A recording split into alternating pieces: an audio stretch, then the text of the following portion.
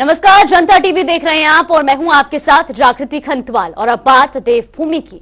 17 और 18 फरवरी को बीजेपी का राष्ट्रीय अधिवेशन हो रहा है, जिसको लेकर तैयारियां पूरी कर ली गई हैं। मुख्यमंत्री पुष्कर सिंह धामी भी 3 दिवसीय दौरे पर दिल्ली पहुंच गए हैं, जहां बीजेपी के इस राष्ट्रीय अधिवेशन में मुख्यमंत्री शामिल होंगे। इस पर जानकारी देते हुए बीजेपी के प्रदेश महामंत्री आदित्य कोठारी ने बताया कि 17 और 18 को होने जा रहे इस अधिवेशन में प्रधानमंत्री नरेंद्र मोदी से लेकर केंद्रीय मंत्रिमंडल के सभी सदस्य, सांसदगण, सभी प्रदेशों के बीजेपी के विधायक और प्रदेश के पदाधिकारी, सरकार में सभी दायित्वधारी लोग मौजूद रहेंगे। राष्ट्रीय अधिवेशन भारतीय जनता पार्टी का दिल्ली में कल 17 और परसों 18 तारीख को 2 दिन में हो रहा है। इसमें आदरणीय प्रधानमंत्री नरेंद्र मोदी से लेकर के पूरे केंद्रीय मंत्रिमंडल के सभी सदस्य रहेंगे, सभी सांसदगण रहेंगे, सभी प्रदेशों के बीजेपी के विधायकगण रहेंगे। अब प्रदेश के सभी पदाधिकारी हैं, सरकारों में जो दायित्ववान लोग हैं, दायित्वधारी, वो सभी दायित्वधारी उसमें रहने वाले हैं। मीडिया से संबंधित लोग उसमें रहेंगे पूरे देश भर के, और लगभग 10,000 से अधिक प्रतिनिधि पूरे देश भर से इस राष्ट्रीय अधिवेशन में शामिल होंगे।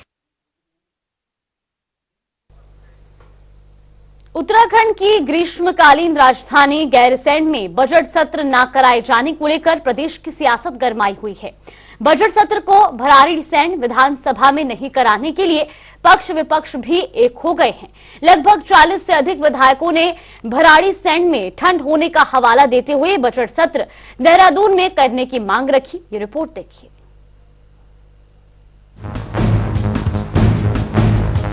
भराड़ीसैंण में विधानसभा सत्र का आयोजन होते हुए कई साल हो चुके हैं, लेकिन सरकारें वहां कभी व्यवस्थाएं नहीं बना पाई। इन्हीं बदइंतजामी के बहाने अब विधायकों से लेकर अफसर तक वहां जाने से परहेज कर रहे हैं। उत्तराखंड की ग्रीष्मकालीन राजधानी गैरसैंण में बजट सत्र न कराए जाने को लेकर प्रदेश की सियासत गरमाई हुई है। बजट सत्र को भराड़ीसैंण विधानसभा में नहीं कराने के लिए पक्ष विपक्ष भी एक हो गए।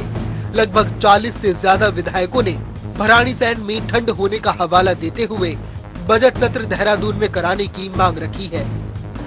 वहीं कांग्रेस प्रदेश अध्यक्ष करण माहरा का कहना है कि गैरसैंण में बजट सत्र आयोजित न कर सरकार ने जनभावनाओं के खिलाफ कदम उठाया है। सुनिए। हर वर्ष चारधाम यात्रा शुरू होगी और वो समय वही होता है, और सरकार ने पिछली बार बहाना किया, अगर फरवरी और मार्च में भी हम नहीं कर सकते तो हमने उसको राजधानी घोषित क्यों किया। इसमें चाहे वो किसी ने भी दस्तखत किए हैं, मेरी जानकारी होता, कभी कभी ऐसा होता है एक ही विधायक एक पत्र में दस्तखत करा लेता है, उसमें बाद में लिखा जाता है, हो सकता है उस तरीके की बात रही हो। लेकिन जिन भी जनप्रतिनिधियों ने गैरसैंण में सत्र बुलाने का विरोध किया है, निश्चित ही उन्होंने जो शहीद हैं उनकी भावनाओं का, आंदोलनकारियों की भावनाओं का को ठेस पहुंचाने का काम किया है, मैं ये कहना चाहता हूं। उत्तराखंड विधानसभा के विशेष सत्र के बाद अब बजट सत्र गैरसैंण में नहीं बल्कि देहरादून में ही हो रहा है, जिसकी तैयारी सरकार ने शुरू कर दी है। वही सत्ता पक्ष और विपक्ष दोनों दलों के कई विधायक गैरसैंण में सत्र न करने को लेकर समर्थित भी दिखे हैं, जिसका एक बड़ा कारण ठंड को भी बताया गया है। वही बीजेपी के प्रदेश महामंत्री आदित्य कोठारी का कहना है कि पार्टी के सभी विधायक और नेता गांव-गांव में गए और प्रवास किया, और उन्होंने 15 फीट की ऊंचाई पर भी प्रवास किया है। वहीं सरकार की ओर से गैरसैंण में कोई कार्यक्रम तय किया जाता है तो सभी विधायक वहां जाएंगे, लेकिन ठंड का कोई प्रसंग नहीं है। देखिए, ठंड लगने या न लगने का तो कोई विषय नहीं है, न कोई प्रसंग इस बात का है। अभी हमारे सारे विधायकगण, सभी पार्टी के नेतागण गांव-गांव में गए हैं, रात्रि को प्रवास किया है। वो आपने 15,000 फीट की ऊंचाई पर भी स्थित गांव है और देहरादून में स्थित गांव भी है। सभी गांव में जाने का हमारा कार्यक्रम संपन्न हुआ है। इसलिए गैरसैंण में अगर कोई कार्यक्रम तय होता है सरकार के द्वारा तो सभी विधायक जाएंगे। कांग्रेस को बोलने का कोई अधिकार नहीं। पहले अपने मेंबर से पूछे हो, उन्होंने उसमें दस्तखत करके दिए हैं, उन्होंने अपनी सहमति दी है कि सत्र को देहरादून में करना है, और इसलिए भी कहा गया है कि अभी सरकार का कम से कम 50 करोड़ रुपया वहां पर खर्च होता है। इस खर्च में भी थोड़ा सा कंट्रोल करते हुए इस समय निर्णय लिया गया।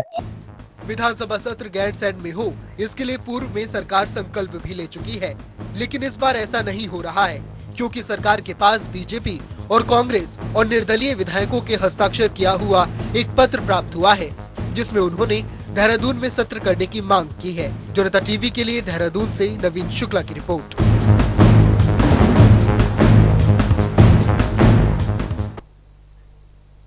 लंबित मांगों को लेकर बीते 4 दिन से धरने पर बैठे उत्तराखंड पूर्व सैनिक कल्याण निगम के कर्मचारी आज सैनिक कल्याण मंत्री गणेश जोशी के आवास का घेराव करने पहुंचे।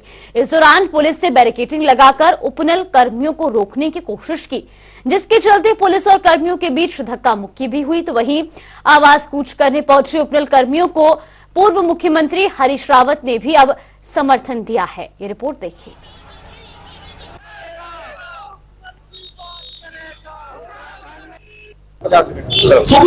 हमारी प्रमुख मांग है, एक तो एसएलपी वापस हो, हम जिन पदों पर लगे हैं उनको सरकार अधिसंख्या घोषित करे, हमारी जो अकस्मात मृत्यु हो जाती है किसी कर्मचारी की, मृतक आश्रम में नौकरी मिले और उचित मुआवजा मिले, हमारा जो सुशीला तिवारी मेडिकल कॉलेज में हड़ताल के दौरान का जो मानदेय रुका है उसको मानदेय मिले, उच्च शिक्षा में जो हमारे पदों का कुछ वो है कुशल श्रेणी उसको लागू करे और तमाम हमारी जो हमारी नियमित भर्तियां जाती है और हमें बाहर होने का रास्ता करें उसमें अधिसंख्या घोषित किया जाए।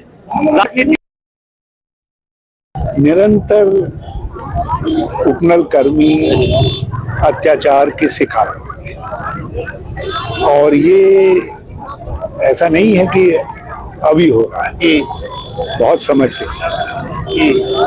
आप अंदाज लगा दीजिए, इनमें से कई लोग ऐसे होंगे जिन्होंने अपनी जिंदगी का एक बड़ा हिस्सा उपनल कर्मी के रूप में कमा लिया है और अभी तक उनकी सेवा सुरक्षा नहीं है, सेवा शर्तें नहीं है और नियमितीकरण जो हो जाना चाहिए था कब का हो जाना चाहिए। उपनल कर्मचारी अपनी मांगों को लेकर आज धरना प्रदर्शन कर रहे हैं। वही उपनल कर्मचारी परेड ग्राउंड मैदान से निकल करके सेंट जोसेफ स्कूल से आगे पहुंच, जहाँ पर पुलिस की बैरिकेडिंग लगाकर इन्हें रोक दिया गया है। देख रहे हैं किस तरीके से मेरे साथ यहाँ पर आप देख रहे हैं पुलिस बल यहाँ पर काफी संख्या में तैनात है और यहाँ पर बैरिकेडिंग लगा दी गई है ताकि उपनल कर्मचारी आगे ना बढ़ सके। उसके बाद दूसरी बात, कम से कम आप देखें किस तरीके से हजारों की संख्या में उपनल कर्मचारी यहाँ पर तैनात है, जिसमें महिलाएं भी काफी संख्या में तादाद में यहाँ पर है। वही पुलिसकर्मियों की संख्या की भी यदि बात करें तो पुलिसकर्मी भी करीब 100-150 की संख्या में यहाँ नजर आ रहे हैं और सभी पुलिसकर्मी अपनी तैनाती के लिए कुछ हमारे साथ उपनल कर्मी बातचीत करने को तैयार है। सर, आपकी क्या प्रमुख मांगे और क्या है? हमारी मांगे ये है कि हमारे सारे कर्मचारियों को सिक्योर होना चाहिए। दूसरी चीज ये है कि ये पुलिस दल जो धामी सरकार जब भी हम नीचे उतरते हैं ग्राउंड उसमें तो धामी सरकार पुलिस को आगे कर देती है। बहुत गलत बात है। जब हमने अपना रूट बताया था तो इन्होंने रूट बंद क्यों किया? ये गलत है। ये शांतिपूर्ण तरीके से जा रहे थे हम अपने रोड रोक के, ये गलत है। ये लगातार करें कि इनका रूट ये दूसरा था तो है नहीं, सारे गढ़वाली गणेश जोशी जी को पता है। जब हम मुलाकात करना चाहते तो मुलाकात करें इसी सरकार से हमसे। भाई राजा तो हमने बनाया उनको ना, वोट हमारी थी, राजा हमने बनाया उनको। आज वो हम पे पुलिस प्रोटेक्शन आपकी ड्यूटी है, पुलिस वालों की ड्यूटी है, भाई बंधुओं को नहीं बोलेंगे, लेकिन सर ये मेरे समझ में आती है। बिल्कुल, इनका स्पष्ट रूप से कहना है कि पुलिस वालों की यहाँ पर ड्यूटी थी तो पुलिस वाले अपनी ड्यूटी कर रहे हैं, लेकिन आखिर ये लोग क्यों यहाँ पर तैनात कर दिया गया है? वही आप देखिए किस तरीके से महिलाओं की भी काफी संख्या में भीड़ है, महिलाएं भी यहाँ पर शामिल है इन कर्मचारियों के साथ। यहाँ पे इनको रोक दिया गया। देखना यह है कि इनकी मांगे कब तक पूरी होती है, आगे की क्या रणनीति अपनाई जाती है। ब्रेक के बाद स्वागत है आपका। रुख करेंगे खबरों की ओर। संयुक्त ट्रेड यूनियन संघर्ष समिति मसूरी के पदाधिकारी विभिन्न मांगों को लेकर देशव्यापी हड़ताल पर है। इसके तहत मसूरी में कांग्रेस पार्टी और आम आदमी पार्टी से जुड़े लोगों ने मजदूर विरोधी नीतियों के खिलाफ जमकर प्रदर्शन किया। एसडीएम मसूरी के जरिए महामहिम राष्ट्रपति को 14 सूत्रीय मांगों का पत्र भी भेजा गया।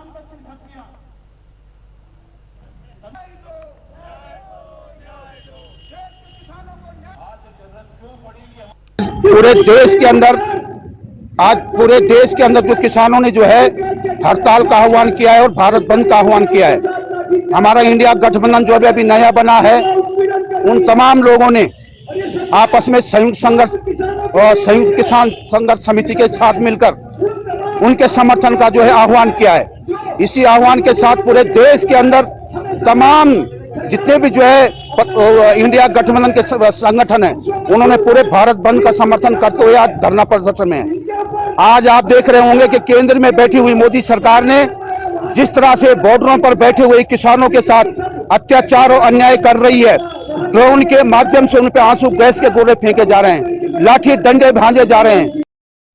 पूरा देश जो है किसानों के पक्ष में लामबंद हो चुका है और आज तमाम इंडिया का अलायंस जो है किसानों के साथ खड़ा है। सारी ट्रेड यूनियनें उनके साथ खड़ी हैं और हर संगठन हमारा जो है, जो बहुउद्देशीय संगठन है, वो सब खड़े हैं। आज हम देख रहे हैं कि देश के अंदर किसानों के साथ मांग नहीं है, सरकार को अपनी बातों को पूरा करना है, क्योंकि 2 साल पहले सरकार ने ही ये वादा किया था कि हम एमएसपी भी देंगे। हम किसानों के 3 काले कानून वापस लिए। जब उन्होंने हम आज की तारीख में हम सबको मौका मिला है कि हम उन 700 किसानों को श्रद्धा सुमन अर्पित करें जिनकी शहादतों को दिल्ली में जो है 700 किसानों ने शहादतें दी। हल्द्वानी में all India central council of trade union के बैनर तले विभिन्न संगठनों के कर्मचारियों ने धरना प्रदर्शन किया। इस दौरान बड़ी संख्या में आशा कार्यकर्ताओं ने इस प्रदर्शन में हिस्सा लिया। आशा कार्यकर्ताओं का आरोप है कि उनके काम के हिसाब से उनका वेतन सही नहीं है। हमारी पहली मांग है कि हमें राज्य कर्मचारी का दर्जा दिया जाए, आशा को राज्य कर्मचारी घोषित किया जाए। दूसरा है कि सरकार जिस हिसाब से काम ले रही है ना, 2 साल पहले जब हमारी हड़ताल हुई तो डीजी हेल्थ में हमारा 11,000 रुपये मासिक वेतन का बिल पास हुआ था, लेकिन आज तक हमारी किसी बहन के अकाउंट में 11,000 रुपये आए नहीं। वो सरकार जो जितनी घोषणाएं करती है ना, खाली हवाई फायर करती है। और सरकार को तो कभी मैंने आज तक उनके मुंह से नाम भी नहीं सुना कि आशा भी कुछ है। आशा वर्कर का कहीं पे नाम नहीं लिया जाता। बहुत ज़्यादा मुश्किल है। अगर एक बार हम अपने एरिया से हॉस्पिटल जाते हैं, उसमें 100 रुपये किराया खर्च हो जाता है। आप जोड़ ले 33 से 3,000 मंथली हो गया ना, तो क्या बचा हमारे पास। और मरीजों का इस तरह इन्होंने, मरीजों को ऐसा लगता है कि जब उनको इतनी सारी सुविधाएं मिलती हैं, जैसे वो एडमिट होते हैं तो डिलीवरी होने के बाद में उनको 1,000 रुपये मिलते हैं, अब 2,000 सरकार ने और भी देना शुरू कर दिए उनके लिए, और हर चीज़ फ्री है। उस हिसाब से जो भी हमारे पेशेंट हैं वो यही सोचते हैं कि आशा को भी बहुत कुछ मिलता होगा। जब हमें इतने सारा मिलता है तो आशा को भी बहुत कुछ मिलता होगा। इसलिए कहीं ना कहीं हमारे जो पेशेंट हैं वो भी गुमराह हैं और हमारा बहुत ज़्यादा शोषण हो रहा है। ट्रेड यूनियंस और एसकेएम के आह्वान पे पूरे देश के भीतर हड़ताल और ग्रामीण बंद का आयोजन किया गया है, उसी के समर्थन में है। और ये मांग है कि पूरे देश में जो भी मजदूर हैं उनको न्यूनतम 26,000 वेतन मिले, पेंशन मिले, कर्मचारी का दर्जा मिले। उसके अलावा जो किसान हैं, किसानों की मांग है एमएसपी को लागू करने की, वो हो। महंगाई पर रोक लगाई जाए। जो श्रम कोड हैं सरकार लागू करना चाहती है उनको वापस लें। पुराने जो श्रम कानून हैं उनको बहाल किया जाए, ओपीएस को बहाल किया जाए, और साथ ही साथ महंगाई और भ्रष्टाचार पर रोक लगे। इन तमाम सवालों को लेकर के हम लोग हड़ताल पे हैं। और यहाँ पे अधिकांश आशा वर्कर हैं। आशा वर्कर्स का तो ये भी कहना है कि जो प्रधानमंत्री जी ने कहा था 2022 में, जब हम लोग गए थे वहाँ दिल्ली में, तो प्रधानमंत्री कार्यालय से आश्वासन मिला था कि आपकी डिमांड्स को माना जाएगा। लेकिन 1 दशक हो गया और आप कल्पना नहीं कर सकते कि आशाओं को जो तमाम पूरा सब काम कर रही है स्वास्थ्य विभाग का, 1 रुपया नहीं बढ़ाया गया है। तो वहीं चंपावत में भी आंगनबाड़ी संगठन कार्यकर्ताओं ने अपनी मांगों को लेकर एक रैली का आयोजन किया और साथ ही सरकार से अपना मानदेय बढ़ाए जाने की अपील की। आंगनबाड़ी कार्यकर्ताओं का कहना है कि उसके काम के हिसाब से उन्हें बेहद कम मानदेय दिया जाता है। हाँ, हम लोग आंगनबाड़ी कार्यकर्ती मिनी कर्मचारी संगठन से आए हैं। हम काफी टाइम से सरकार को जगाने की कोशिश कर रहे हैं, क्योंकि हमारा मानदेय बहुत ही कम है।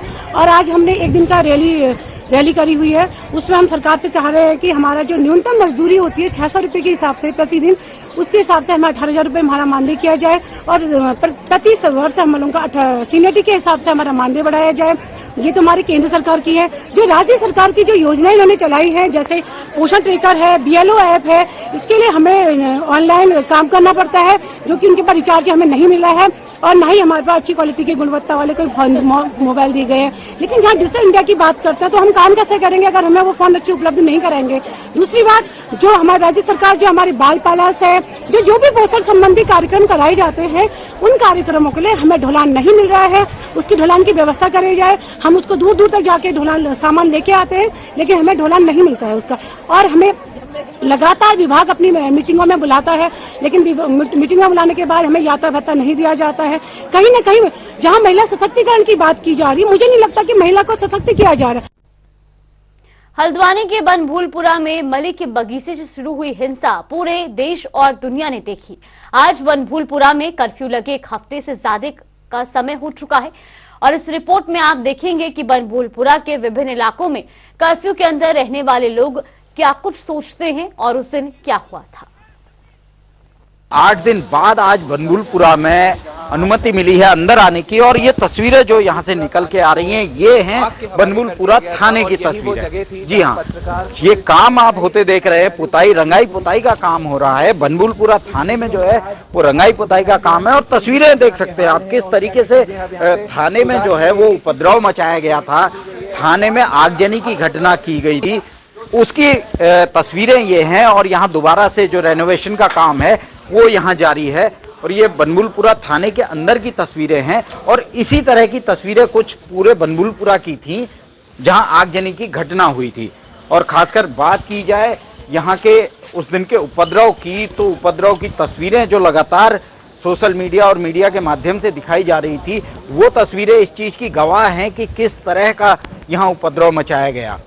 खैर बहरहाल आज एक हफ्ते बाद, पूरे 8 दिन बाद स्थिति जो है वो सामान्य होने लगी है। धीरे धीरे स्थिति सामान्य हो रही है और ये तस्वीरें आप देख सकते हैं किस तरह का मंजर यहाँ रहा होगा। और ये वो तस्वीरें हैं जो अपनी खुद में दास्तां बयां करती हैं। लेकिन इसके बावजूद आज ज़िंदगी फिर से पटरी में लौट रही है और धीरे धीरे चीज़ें सामान्य हो रही हैं। मेडिकल स्टोर यहाँ खुल चुके हैं, दवाइयों के जो मेडिकल स्टोर हैं वो यहाँ खुल चुके हैं और लोग यहाँ से अपने जो भी दवाइयाँ हैं वो लेने आ रहे हैं।